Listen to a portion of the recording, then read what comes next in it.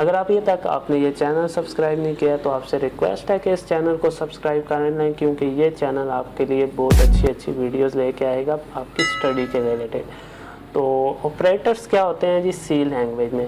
N operator is a symbol which are use to perform certain operations on data.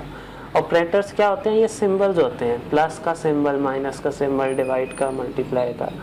तो ये symbols होते हैं, इसको इस्तेमाल किस लिए किया जाता है? Perform certain operations on data, data के ऊपर कुछ ऑपरेशन करना। जैसे अभी हमने क्या किया था, x प्लस विथ किया था, तो हमने x की वैल्यू को विथ के साथ प्लस किया है। तो ये हमने क्या किया है, x का डेटा और विथ के अंदर जो डेटा है, दो मेमोरी लोकेशन के अंदर जो डेटा था उसको हमने क्या किया है, प्लस किया है, इसके ऊपर ऑपरेशन किया है प्लस। तो ये तो थे ऑपरेटर्स। ऑपरेटर्स के बहुत तरह के होते हैं, arithmetic operator, relational operator, logical operator, bit wise operator होते हैं, असाइनमेंट ऑपरेटर होते हैं, मिस्क ऑपरेटर्स। तो अब हम इसके बारे में डिस्कस करेंगे कि ये क्या चीज़ें हैं। सबसे पहले बात करते हैं रिलेशनल ऑपरेटर्स पर। रिलेशनल ऑपरेटर देखें, रिलेशनशिप, नाम से ज़ाहिर है रिलेशन। तो relational operators are used to compare two values. जैसे हम अपने आप को कंपेयर करते हैं दूसरों के साथ, भाई मेरे पास इतना पैसा है, फलां बंदे के पास इतना पैसा, मेरे पास ये मोबाइल है, उसके पास तो यार इतना बड़ा अच्छा मोबाइल है, मेरे पास एंड्रॉयड है, उसके पास आईफोन है। तो ये हम क्या कर रहे हैं, कंपैरिजन कर रहे हैं। तो ये जो कंपैरिजन है, प्रोग्रामिंग में भी हमें कंपैरिजन की ज़रूरत पड़ती है, क्योंकि प्रोग्रामिंग जो है ये कोई अलग चीज़ नहीं है। प्रोग्रामिंग बेसिकली हमारे जो रियल लाइफ की प्रॉब्लम्स हैं उनको ही सॉल्व करने के लिए बनाई गई है। तो रियल लाइफ के ये मतलब यह है ना कि हम कंपैरिजन करते रहते हैं मुख्तलिफ़ चीज़ों के साथ। जैसे कि मैं आपको बताता चलूँ कि ये जो हमारा जैसे कि कई इस तरह की वेबसाइट्स आ गई हैं जिनके थ्रू आप मुख्तलिफ़ मोबाइल्स को आपस में कंपेयर कर सकते हैं। तो वो कंपैरिजन चल रहा है। तो कंपेयर किस तरह से किया जाता है प्रोग्रामिंग में? वो होते हैं रिलेशनल ऑपरेटर के थ्रू। और रिलेशनल ऑपरेटर के जो रिजल्ट्स होते हैं वो हमेशा ट्रू और फॉल्स की शक्ल में होते हैं। ये या ट्रू होगी वैल्यू या फॉल्स होगी, इसी सूरत में हम मुख्तलिफ आउटपुट्स दे सकते हैं। तो सबसे पहले देखें यहाँ पे इक्वल टू ऑपरेटर है। अब जो इक्वल है, सिंगल इक्वल, उसका मतलब होता है असाइनमेंट ऑपरेटर। लेकिन अगर डबल इक्वल लगा दिया जाए तो फिर ये क्या बन जाता है, रिलेशनल ऑपरेटर। तो ये तो सब मेन डिफरेंस इनके बीच में। लेस देन जो होता है वो सिंपल जो मैथ में है, ग्रेटर देन भी मैथ वाला है, और जो लेस देन इक्वल है और ग्रेटर देन इक्वल है ये मैथ से थोड़ा हट के। मैथ में हम सिंगल नीचे लाइन लगा देते हैं लेस देन और ग्रेटर देन के नीचे, लेकिन यहाँ पे इक्वल को हम बाद में लिखते हैं क्योंकि ये पॉसिबल नहीं है उस तरह जिस तरह मैथ में है।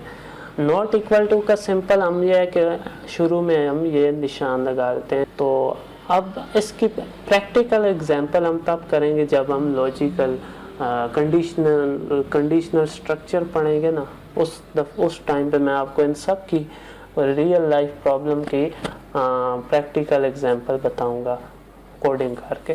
तो अभी हम सिर्फ इसको गो थ्रू करेंगे। लॉजिकल ऑपरेटर्स क्या होते हैं, देखिए यहाँ पर लॉजिक से निकला है logic. It combines two or more relational expression to construct compound expression. अब ये बातें आपको प्रैक्टिकली मैं दिखाऊंगा, आपको अच्छे से समझ आ जाएंगी। अभी आप कोशिश करें आप इस कंसेप्ट को अडॉप्ट करने की, लेकिन अगर नहीं हुआ तो परेशान नहीं हुएगा, इस वीडियो के साथ जुड़े रहिएगा। इसमें मैं आपको आगे जाकर जब इफ एल्स की कंडीशनें पढ़ाऊंगा वहाँ पे मैं इनको प्रैक्टिकली अप्लाई करके बताऊंगा और आपको डिफरेंस बताऊंगा कि ये किस तरह से इस्तेमाल हो रहे हैं। और इसके साथ ये देखें यहाँ पे अब लॉजिकल ऑपरेटर की बात हो रही है। It combines two or more relational expression.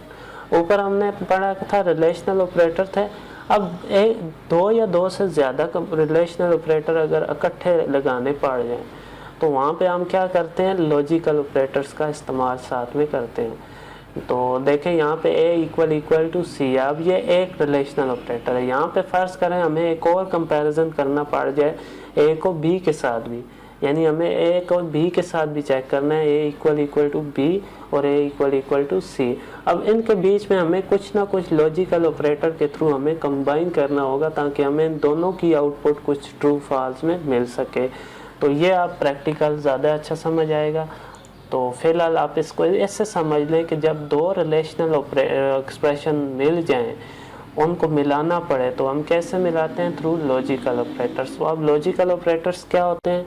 And, और, नॉट, ये 3 रिलेशनल और लॉजिकल ऑपरेटर्स हैं। एंड को हम रिप्रेजेंट सी लैंग्वेज में डबल इस साइन के साथ करते हैं, एंड का साइन, तो इसका लॉजिकल ऑपरेटर। अब ये ऑपरेट कैसे करता है? Both operands are non zero then the condition become true. कहने का मतलब ये है कि जब दोनों ऑपरेंड्स, ऑपरेंड हम कहते हैं जो इसके साथ आ रहे हैं, जैसे ए और बी, अब ये क्या है? ऑपरेंड्स हैं।